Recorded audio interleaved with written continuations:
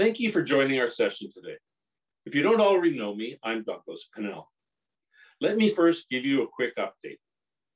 Mumby Insurance Brokers has been serving the insurance needs of architects in Ontario and beyond since 1975. That's over 46 years. We feel that our policy of always putting clients first has been a major factor in achieving that milestone. We have gone through a number of evolutionary stages over the years as we sought to be the best we could be for our clients. There are many examples, but a few include Anthea joining her father, Dennis Mumby, in the firm while still in school, to my joining in the late 90s. Then, as the firm continued to grow, there was the addition of other new team members, new insurance carriers, products, services, and other enhancements over the years. The insurance industry, like most, has undergone significant changes in recent years. As such, we felt it was important for us to grow again to ensure we continue to provide you with the best the insurance industry has to offer. That led to our joining with Hub in October of 2020. From the initial merger of a few firms in Toronto, Hub is now the largest brokerage in Canada, and as such has the people and the products and expertise to serve any insurance need. Today, you will meet a couple of their amazing people. I'm sure you will gain some very valuable insights from the session, but first, let me introduce my co-presenters, Jamie Cardella and Nadia Saeed. You may know Jamie as he has a long history already working with architects himself. He was part of St. Clair Coburn.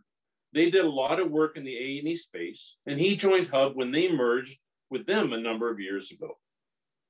Nadia Saeed is AVP of the division of Hub that provides personal lines, that's home and autos, cottages, etc. insurance to the members of associations like the OAA.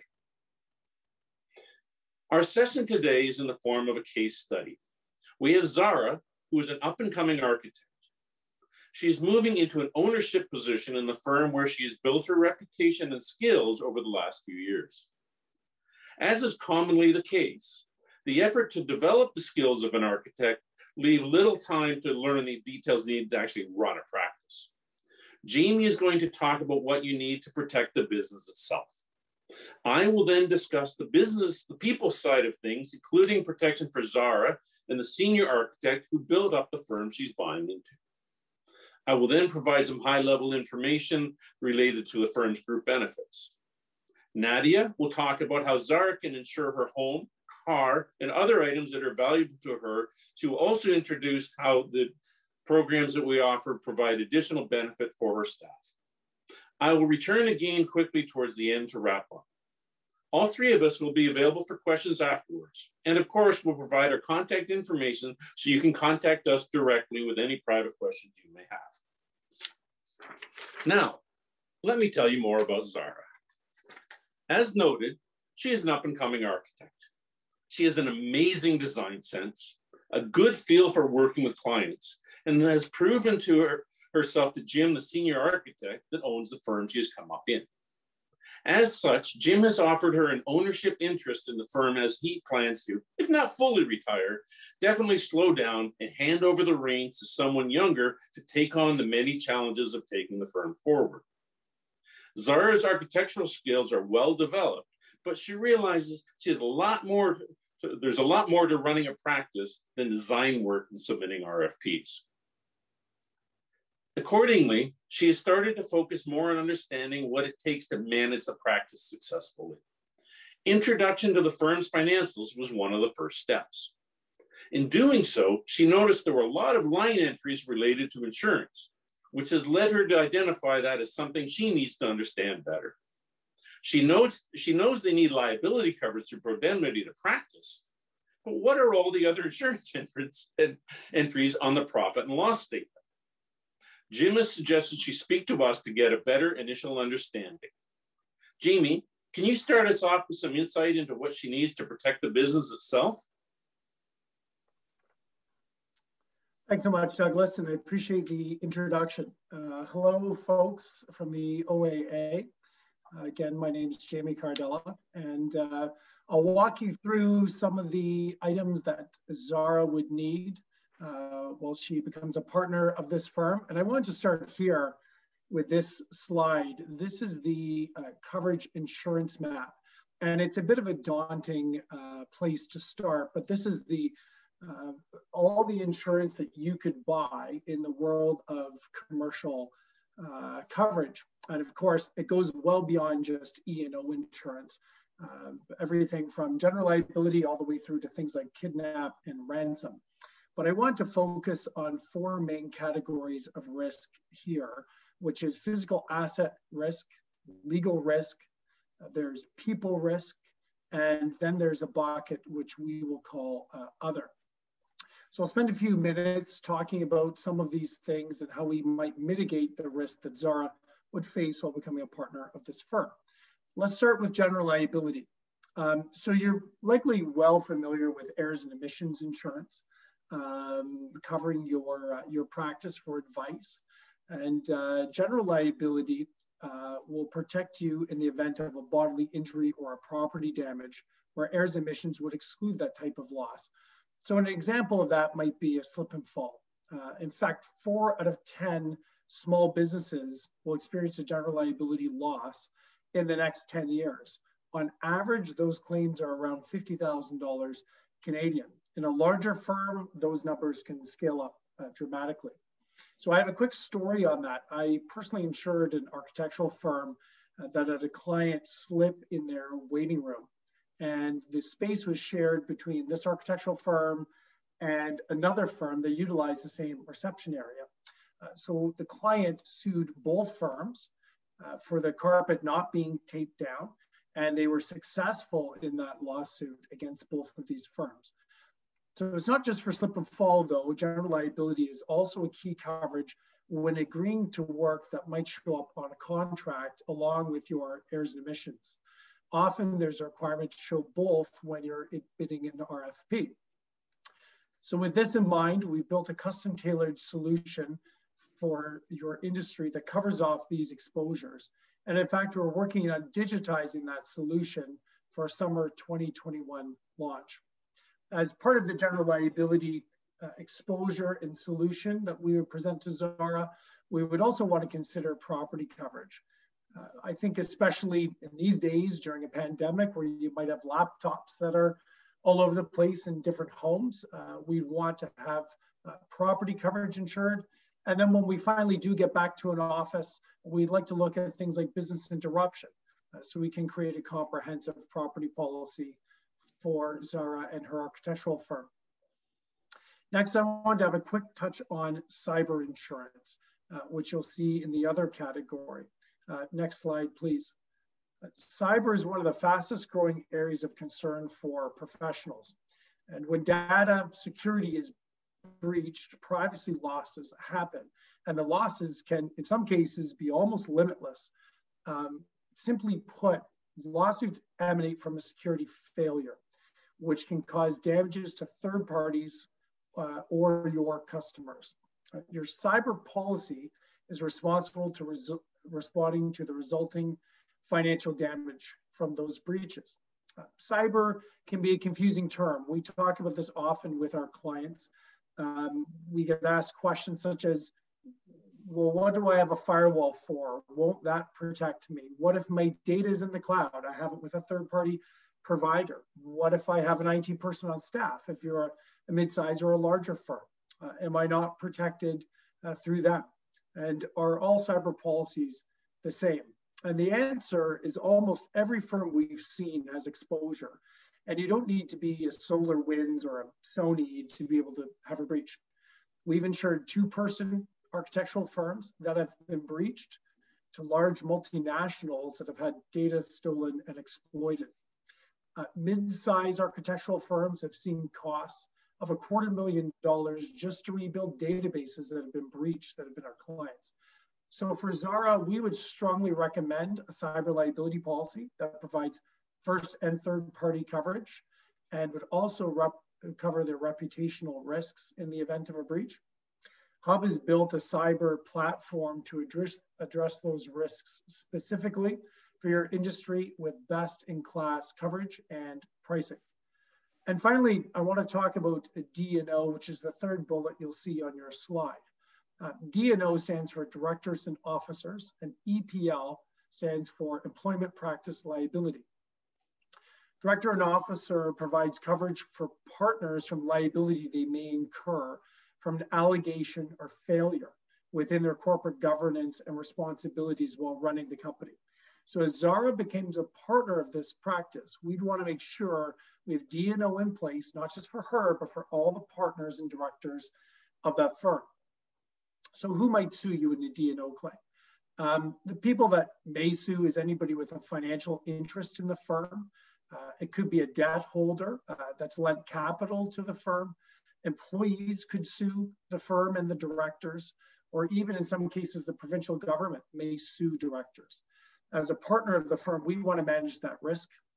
And lastly, talking about employment practice liability, we should consider that as part of your directors and officers coverage. This will help you cover legal defense against employees who bring suits for harassment, discrimination, or wrongful termination. And I would remind Zara, you only need an allegation to start incurring costs. We have had claims in all three of those areas. We've had harassment claims, discrimination claims, wrongful termination. I remember defending a claim for an architect where we had a discrimination claim against us, where we did not even insure, the individual wasn't an employee of the firm. They were applying for a position in the firm, and they claimed they didn't get the position because of discrimination and sued the firm. We successfully defended the claim, but our costs in legal were over $50,000 to defend a claim that was not even our own employee. So that's an employment practice liability potential loss. D&O and employment practice can be complex, so we've designed a custom-tailored solution specific to the architect and engineer's business. So as you can see, there's a lot to consider in this area beyond just your errors and emissions. And we will be proud to partner alongside you to guide you through some of those waters. I'd like to turn it back over to Douglas, and thank you for the opportunity to speak today. Thank you, Jamie. Over the last 20 years, I have worked with principals of many firms on their succession plans. I've even spoken at previous OAA and RAIC conferences on the topic. A few key points that always come up are the structure of the buy-sell agreement, sometimes called a partnership agreement, technically incorrect. In addition to spelling out how duties are to be shared, the method of valuation, etc., these agreements should include a clause that says what happens when something happens to a shareholder, i.e., they get hit by the proverbial bus. It can no longer be part of the business for an extended period or perhaps never again. As noted, Jim wants to slow down. If something happens to Zara, he likely doesn't want to have to take back the reins and start the transition process all over again. Zara, on the other hand, is likely looking to Jim to continue to help her develop as an owner and finish transitioning his relationships to her. In either case, however, if the contract says they would buy the other out, where would the money come from? Would the business suffer thereby reducing the value, etc.? How can they each protect themselves and their families? And as an example, something happens to Jim, the Zara may feel the business isn't worth what it was originally when she bought into it, but his family is expecting a certain amount of money from the contract. How are they going to fund that? How are they going to make sure that the business is viable afterwards? Zara likely took on personal debt too.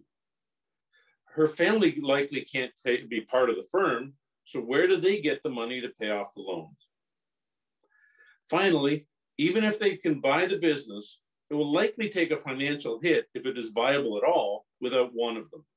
Where will the money to cover the cost of missed RFPs, overtime for staff picking up the slack, etc., come from? Zara realizes she has to have a discussion with Jim about protecting themselves as owners.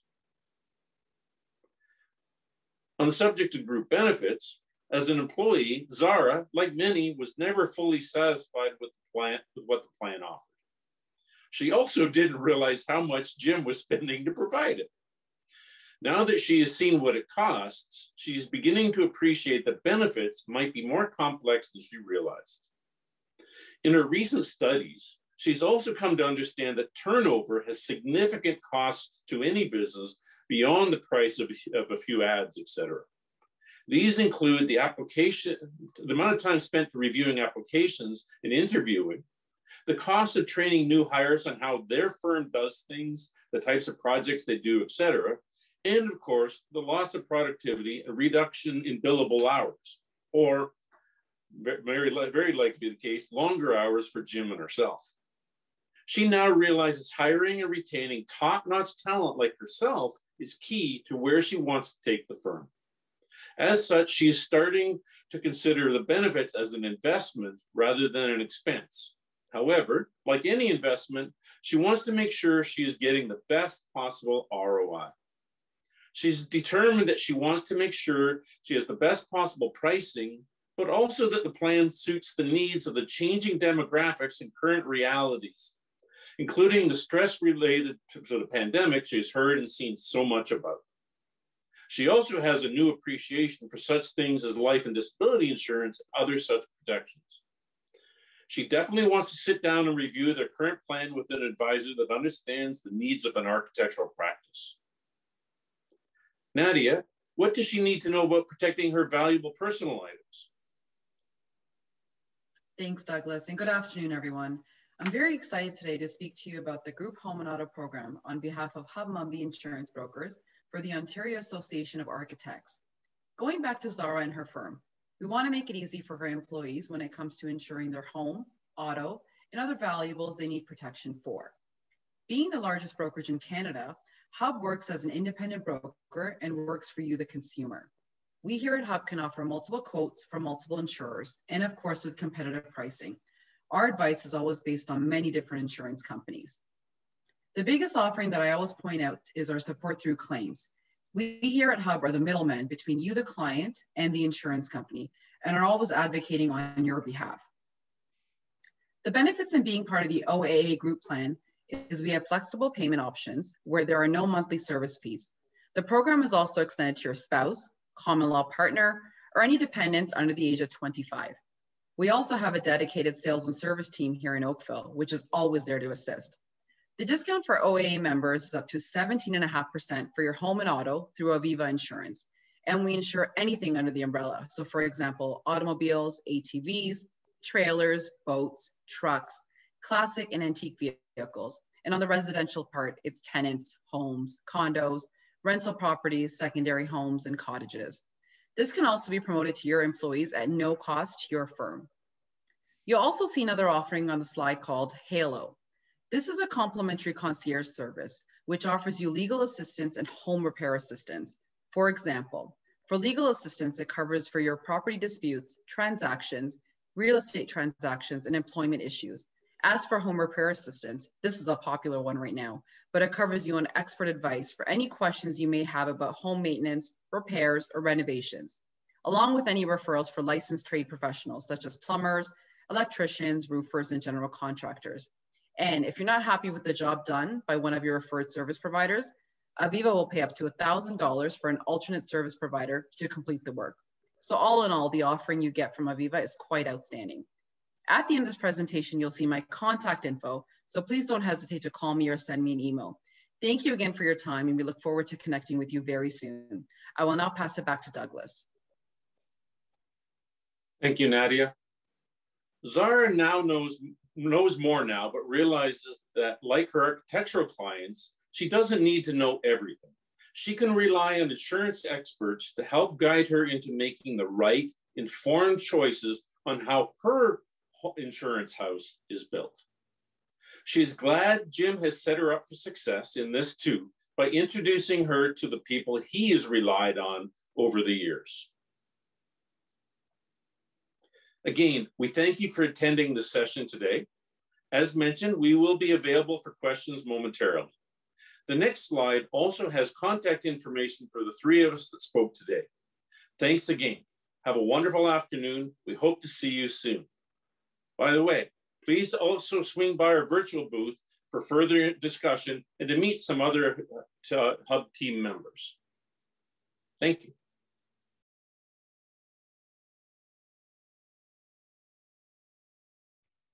All right, thank you guys. So I think we have a first question here. Besides Aviva and CA, do you offer insurance to other companies? So yes, we actually do. We deal with 17 different markets here in the personal insurance space. So in working with our clients, we make sure that we're finding you the best coverage for the most competitive pricing.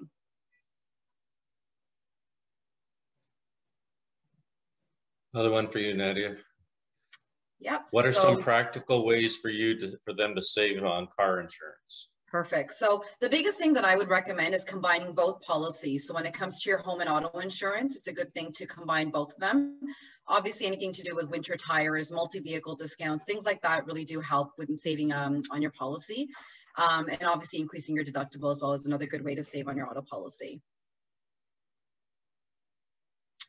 Next question. What are some practical ways to save on home insurance? Great question. So having a security alarm installed is a really big one. Increasing your deductibles again on the property side sometimes saves you some money as well. Installing any water preventative measures, mortgage free or claims free. These are all some ways to save on your home insurance policy.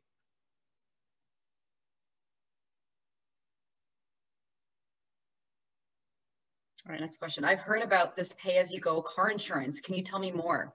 So this program is part of the CAA PACE program. So it's not really for everyone, but it's for individuals that drive less than about 7,000 kilometers or so. So it's a good way to save some money, and the discount could range between anywhere from 20 to 40% off. So it just depends on how much you drive per year. But if you are interested in this product, definitely reach out to one of our brokers and we can give you some more information about it. We always say, everyone has a car or home. Most people have an auto. So obviously, Nadia, you're getting all kinds of these questions this morning. I know one of the other things, obviously, is when I look outside and see how warm it's gotten. One of the big problems with people with rates is when they do have to submit a claim. So things like things they can do to prevent them that are actually contractual. For example, I know if I go away in the wintertime, when we get to go away again, turning off the water in the house and things like that. So do we have tools for them to get that kind of information? Yeah, I mean, for sure, there's always tools available. My biggest thing would be definitely reach out to one of the brokers on the team. We can definitely assist you and answer any questions that you might have in terms of your policies or, home and auto insurance. COVID has changed the car landscape a little bit too. Yeah. There's another one for you, Nadia. Yep. So are there limitations to the age of your home with your insurance provider, i.e. living with a 100-plus-year-old home? So there are some limitations. The biggest thing is obviously if you're living in an older home, it's just depends on obviously the coverages that you're getting. Every insurance company has different limitations. So the best advice would be for me to tell you to give us a call and discuss what you have and what's in the property. Certain plumbing, electricity, things like that makes a big difference as well if they've been updated. So great question. Just I would say there is, but definitely reach out to your broker and just have that conversation with them. I will say on that as well that we know that architects tend to buy these beautiful old houses, but you tend to also renovate them and bring them up to modern standards, et cetera, too. And that's part of the message that the broker will communicate on your behalf, that no, this isn't a dilapidated 100-year-old building. This is a modern building code level thing, which is so often we've seen over the years. And as you mentioned, Douglas, like right now we're all at home right now, and just because of the pandemic, we're all starting to renovate, looking at our properties and saying, what can we do to fix this up? So anything to do with painting or adding new floors usually isn't a big thing when it comes to obviously coverages and pricing on your property. But when you are adding like an additional, certain space to your property or renovating your basement, that's a good time to have that conversation with your broker to make sure that you're adequately covered. I have a question here from Hamid. He asks, is there a typical or popular commercial insurance for a startup firm? And there is. I mean, there's sort of the basics, which would be general liability and property insurance. And then an architect firm would buy E&O, of course, on top of that. And then there's some of the things I spoke about in the video that are in addition to that, like cyber, D&O, employment practice liabilities, That first slide I showed about a coverage map shows you everything you could buy, but typically people start small, and then as they build the business, they start adding coverages to that. You see Alan has thrown one to you too. Alan, does it make sense for architects to have completed operations coverage? Many RFPs are asking for it. So completed operations is part of your general liability coverage. I would include that in any general liability coverage that I would put in front of an architect and satisfy the RFP. But I would qualify that, Alan, by saying RFPs probably should be looked at by your broker in terms of coverage versus what you're agreeing to, just to make sure you're on side. I have seen some RFPs that get into the weeds where there may be exclusions in a policy, and architects may sign that without realizing they've signed away an exclusion. If I can actually chip in on that too, Prodemnity's session on Monday touched on that same point as well, that they really need to go to their insurer, which for the E&O side being Prodemnity or whatever, and then the CGL, because there are a lot of clauses that are being written in that are not appropriate, they're not insurable, etc. So they really need to be watching those contracts very carefully, not just signing and saying, yes, I have insurance, and off they go. Yeah, it's absolute hot potato as to who will pick up the liability on some of these RFPs. And I'd suggest, Douglas, the firms that are more diligent may be seen as more professional even in the RFP stage. So diligence is not a bad thing. Mm-hmm. Is the price of insurance going down due to COVID? Now, well, that's the question to all three of us. I can start if you want me. You want me to take that one first? Yeah, Nadia, because you might have the best answer. Well, I mean, yeah, I would say at this point, because people are working from home, not really driving a lot. So I would definitely say, yes, contact your broker. If you aren't driving to work, that makes a big difference on your premium as well, because your kilometers are obviously dropping. You're no longer commuting. So it's definitely a great way to save some money. I'll pass it on to you, Jamie. Commercial insurance is not being impacted by COVID in the same way. We are in what would be called a hard market in the commercial insurance space. So rates typically are moving up, although it depends on the insurer. So it's a good time to look at options in the commercial space. But COVID has not impacted commercial the way it has an auto policy, for example. And Douglas, did it impact your world? Well, I was going to say, even on yours, I have a quick question, because I know one of the news stories a lot is because so many people are working from home, there's such increased backdoor access for hackers and so on. How that, I'm assuming that has some impact on the minimum on the need for the cyber that you talked about earlier, which of course is a cost increase if you didn't already have it. I haven't heard that it's impacted the cost of cyber as of yet. Has it, Jamie? Cyber's headed up in terms of overall costs. I haven't seen a breakdown per se of COVID versus non-COVID, but I think those of us that were close to cyber over a number of years always felt it was priced very aggressively by insurers, quite low, in fact, compared to exposure. And so none of us are surprised to see the pricing starting to tick up. And it's a reflection of losses and claims that we have absolutely seen. We actually just filed a cyber loss on an architect firm last month. We expect that claim will be probably north of 200,000 by the time we're done.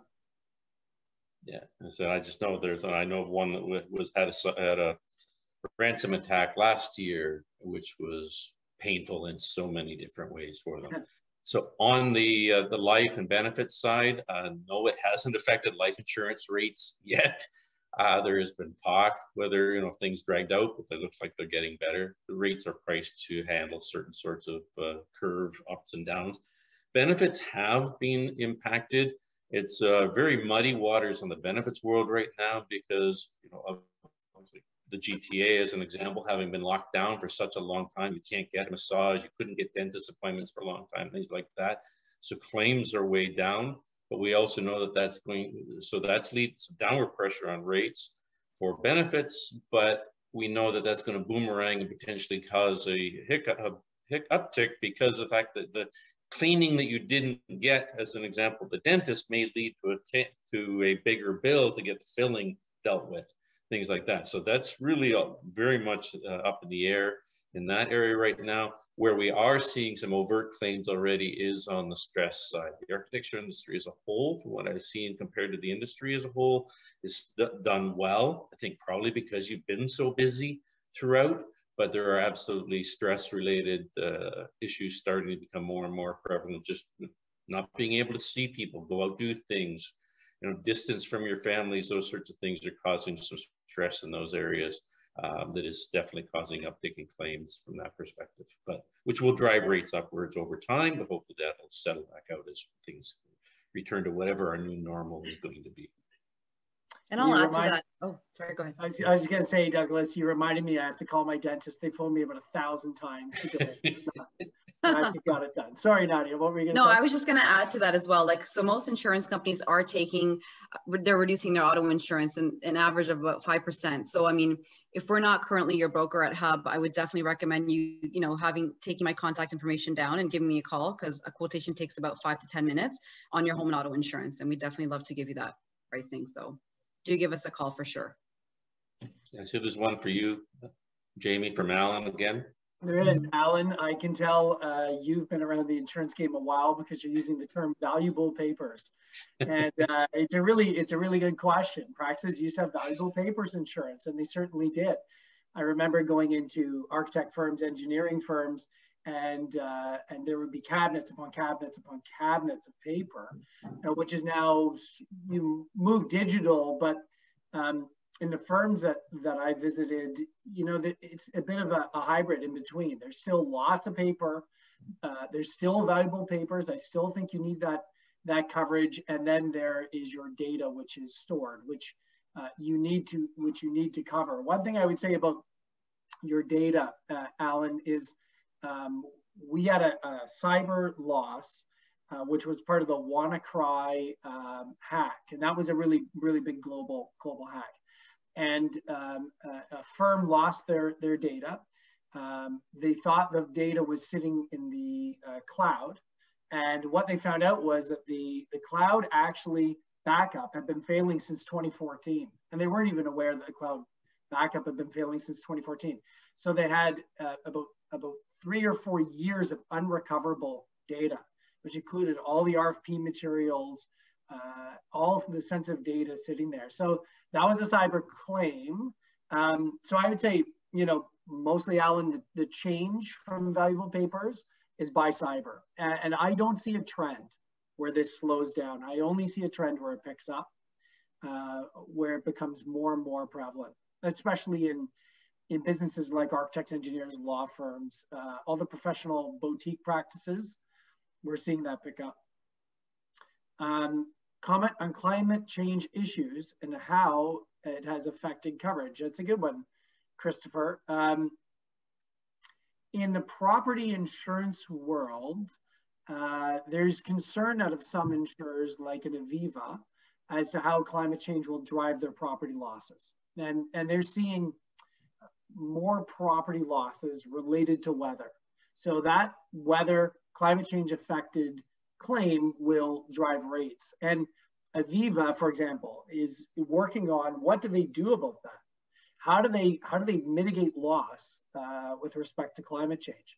So you have some old tricks with insurers. You raise a deductible, you change a premium, you do a few things, but Aviva as a class leader in that is looking at other ways they can help drive a better policy with climate change. On the property side, on the E&O side, I don't think you have any change in terms of rates. And climate change probably doesn't touch you, Doug, I wouldn't imagine. In your Not world. directly. Yeah. And Nadia, in the personal lines world. I'm going to say, maybe. Oh, sorry. Yeah. Like, I mean, it is an issue that, insurance companies are obviously taking more notice of and looking into. Insurance prices are changing based on the weather events and what's happening. So, and obviously an increase of claims. So it is something that they're looking at. Yeah, those once in a century storms we've had a half dozen of in the last decade alone, sort of thing. The major fires out west, I know, Nadia, you can clarify this a little bit further, but I know one of the things that comes up with clients sometimes is, why did a fire in Alberta affect my rates in Toronto? Why did a flood in Toronto from a big rainstorm affect my rates in Barrie? You know? Yeah, and that's also because obviously the amount of claims that are coming in, and obviously the climate weather and the changes that are happening, claims that go in, it affects everyone's insurance policies. Unfortunately, same thing goes for the auto insurance side of things, right? The more claims, the more hit and runs, at fault accidents, that affects all of our insurance companies, unfortunately. But the rates just keep going higher. That's the main reason why, and that's why we have things in place where it comes to, you know, the MyPace product or certain things like that that help you if you're a good driver, that gives you additional savings that you might need on your policy. I love this question from Albert that's come in. How is the increase in value in property that we're seeing in the current market covered or dealt with in case of potential loss? And I assume, Albert, what you're referring to there is real estate pricing and the increase in value. So I'll talk about that from a commercial standpoint, and then Nadia, maybe you'll talk about that from a homeowner standpoint. I would say in the commercial world, valuations are really important if you own the building. So if you own a commercial building, don't roll your insurance over year over year over year. Don't stick on a 3% inflation number to that. So if it was $1 million building, don't just add 3% year over year. You want to have a proper valuation done, and then we want to insure it to the proper value. It's rare in the commercial world we have a total loss of a commercial building from a fire or some type of peril, but it does happen. And it also doesn't mean that the value of your building correlates to what's happened in the real estate market. They are very separate things. So you want to have a good sense of what the property is worth today, especially if you hadn't had a valuation, say, in the last 5 or 10 years. Yeah, and I agree with that as well, especially when you're calling in and speaking to your broker or calling us at Hub. We definitely look at, you know, what your property is worth, you know, what kind of contents you have inside, what kind of building materials are being used, what do you have, like how much is it all worth, and we want to make sure that we're assessing it at the right amount. And again, guaranteed replacement value is what the biggest thing is when it comes to home insurance as well. So you want to make sure you have adequate coverage on that property when insuring it. So again, Hub is where you want to give us a call and talk to us and make sure that we're covering your property adequately and making sure the coverages are all there and the pricing is competitive as well for you. Yeah, I wanted, and Nadia, you can clarify if I misstate anything. I think typically real estate, the spikes, you know, the value of, you know, selling a house or buying a house going up doesn't have a direct correlation to the cost of insurance, because rebuilding a building that burned down, as an example, was based on whatever the construction cost. The property, based on where it's located, might be worth, you know, $10 million, but it might only be $1 or $2 or whatever to build it. We have a really odd scenario right now, as most people are probably fully aware, where construction costs have gone nuts this past year as well. So that is a component, right, Nadia, and Jamie, as far as if that building did burn down, as an example, you better have the higher limits on your building now, to the fact that construction might be 30% more than it was only a year ago. Yeah, especially with lumber. Oh, sorry, go ahead. No, I was going to say the same thing with lumber. I think lumber is on a 7-day losing trend in the market, but it's still extremely high compared to where it was. And trades too. I've got some friends that are trades and that sort of thing. They're talking about, because there is such a demand for them, they're basically able to call the shots on price. Concrete apparently has gone crazy.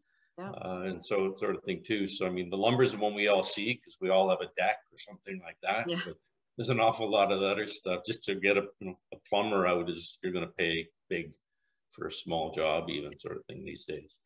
I see there was a question that looks like for you, Jamie, from Renee. Yeah, so what is the better approach? And this, I love this question because we get this a lot. What is the better approach to take when one client asks for a specific minimal amount of coverage, i.e. $7 million? I would say that's not a minimal amount of coverage. Well, I see what you mean. 7 is a minimum. When the fees charged, the client barely reaches $100,000 annually. Okay, so I want everyone to listen really clearly to this. I had a client, he was not an architect, he was an engineer. So he's not on the call, so I can say this. And they did a job for $15,000 as their fee. This was a firm that billed annually between $30 and $40 million annually in fees. The client asked for a $10 million limit, which was absolutely crazy. They put up a $10 million limit, and then they were sued on that job to the tune of $2 million, excess of $2 million actually. This is many years ago, 10 years ago, maybe a bit longer, maybe 12 years ago. And my question to them was, we were not their broker at the time. Why would you not challenge a $15,000 job asking for a $10 million limit? And they said, well, I knew the individual really well. In fact, they lived on the same street and there was some extenuating circumstances. I would say business is business, and you absolutely do not want a $100,000 fee and $7 million of insurance exposure, whether that is your E&O insurance, whether that's your general liability insurance. Probably this is E&O, so that would be in excess of your pro-indemnity amount. And if your minimum pro-dem amount was $1 million, you'd be looking for a $6 million excess to write a $100,000 fee base.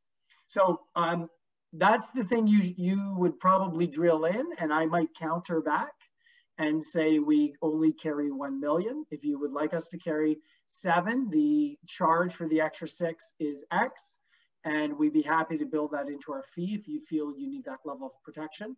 Now, I would actually drill down into the conversation there to find out why they want that type of limit. I see it. I don't see it often, and at Hub, we generally will advise very strongly against putting up those kinds of limits, those kinds of fees.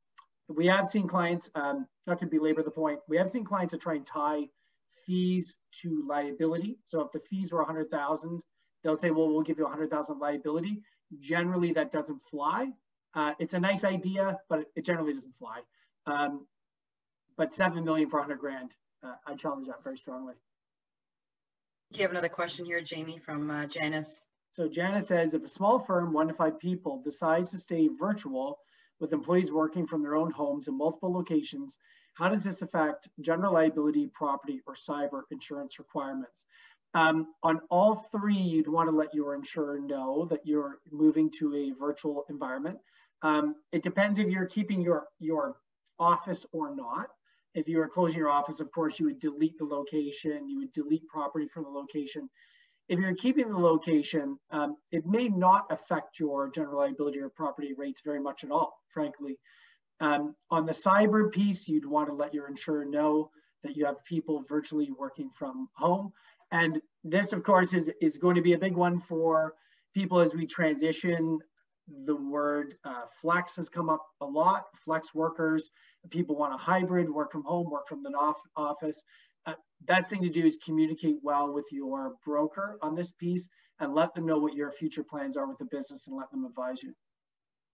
One other point I was going to chime in on that is ultimately insurance is to pay for when things go wrong, but that the first step is actually risk management in the first place.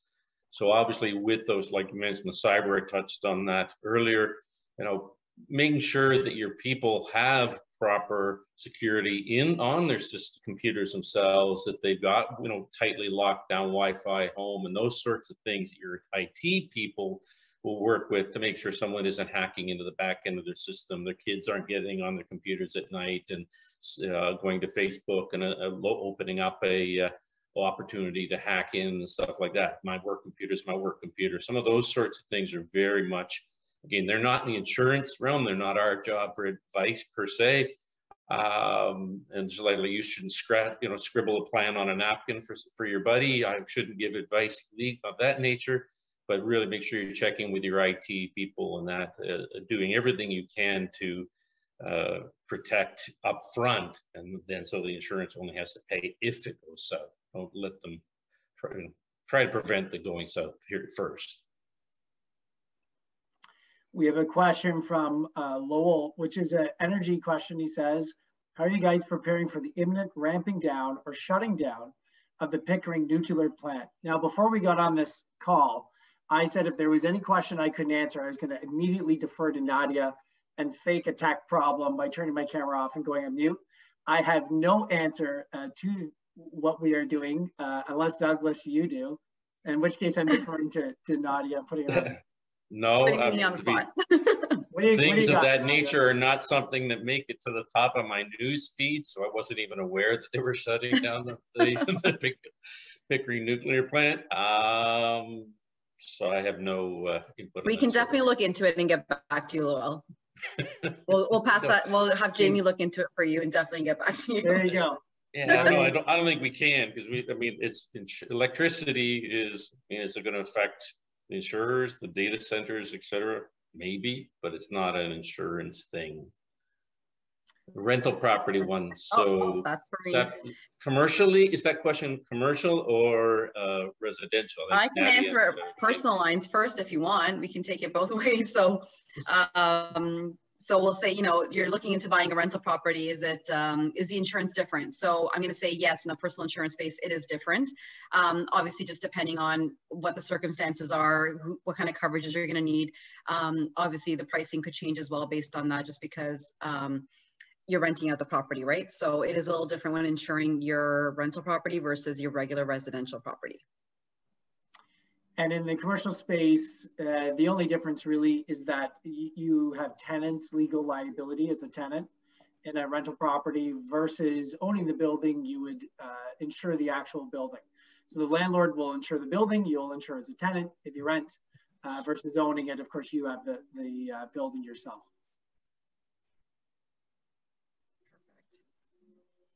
I'm guessing this is for me as well. I'm looking at renovating my home. Does that affect my insurance? So I did talk about this a little before as well, but so again, it does. It just depends on what kind of renovations you're doing, because we're all at home, we're staring at our, dining rooms or living rooms or kitchens and getting kind of sick of the colors. So painting, adding new floors, like just little things like that won't make a big difference to your cost or anything to do with your coverage. But if you're adding major additions to your property, you're renovating your basement, or things like that are a little more on a larger scale of things, that will definitely need to be shared with your insurance company, just to kind of discuss and making sure that your value is being properly assessed.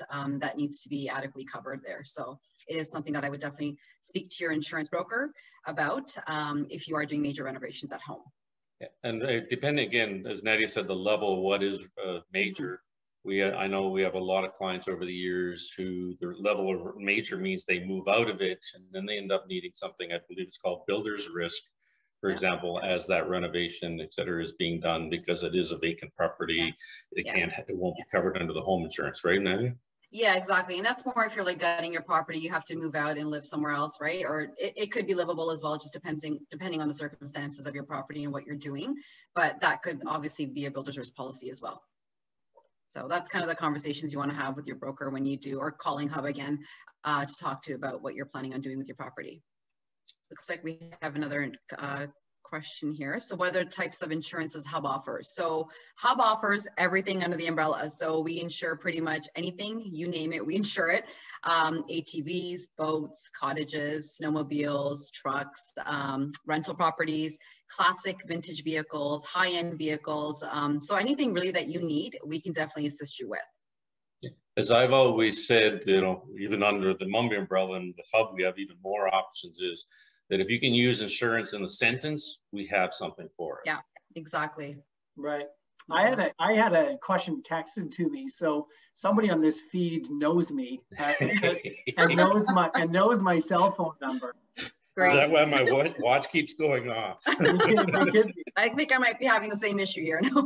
So the question is, if you were running a business, where would you spend your insurance money first on a commercial side?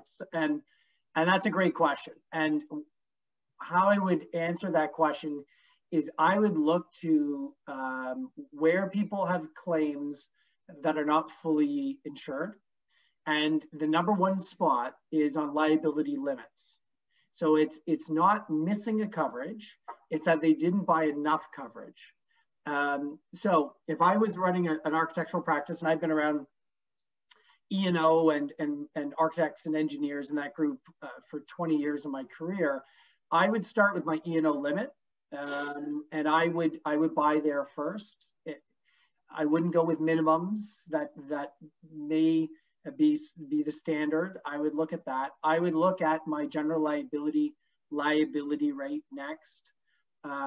And then I would look into cyber as a third. And if you cover off your liability between your E&O, your general liability, and cyber, you've taken care of probably the three big things that are going to pop up. And I would just tell this group, we also insure, Hub also insures insurance brokers E&O. We have one of the biggest insurance brokers E&O programs in Canada, which falls under me. So that's when an insurance broker makes a mistake on something and they might get sued for their own negligence. The number one insurance broker E&O is failing to offer enough liability limit. In fact, that's 63 or 64% of our claims come from not having a high enough liability limit. So if I had limited budget and I was spending my dough and I was in your field of practice, I'd be buying more E&O insurance and I'd be buying more liability insurance on the general liability side first. And then I would be looking at property and things like that afterwards. It's very easy to recover from a property loss. That's $20,000 bucks. Much harder to recover from a $2 million suit that might show up in your E&O or in your general liability if you are insured for only $500,000 or $1 million or whatever your limit might be. So there you go. There's my texted question into my phone. It's come in under an unknown name, so it could be something. This could be a spam question. I don't know. You never know. But I think that, I think we just have another question here. Can you insure my farm operations without my remote office? I think that goes to you, Jamie. Absolutely, we can insure just about anything, frankly. Hub this is a pitch, Rickson, but Hub is the biggest brokerage in Canada in terms of size and in terms of volume, in terms of market capability. We can insure just about anything. The question might be, is it a personal lines policy or is it a commercial policy, and where does it line up? Because it's a farm operation. There might be a little bit of separation there, but we could figure that out for you. But absolutely, we can insure it.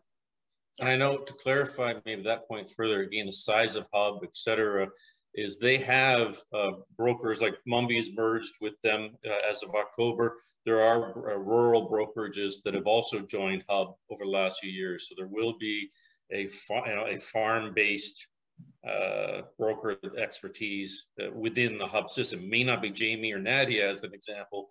Someone within the system will be able to manage those. Absolutely, yeah. For sure.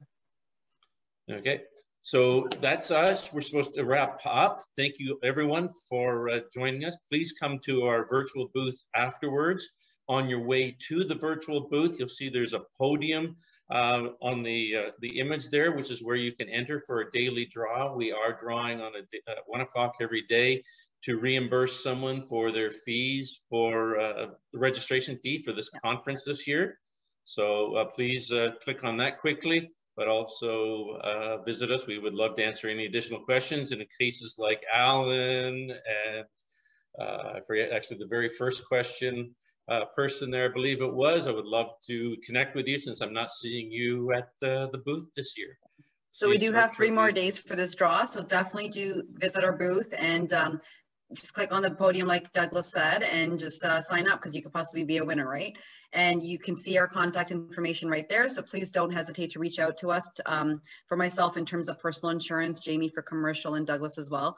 And we'll be happy to answer any questions you might have. Thanks very much. See you shortly, everybody.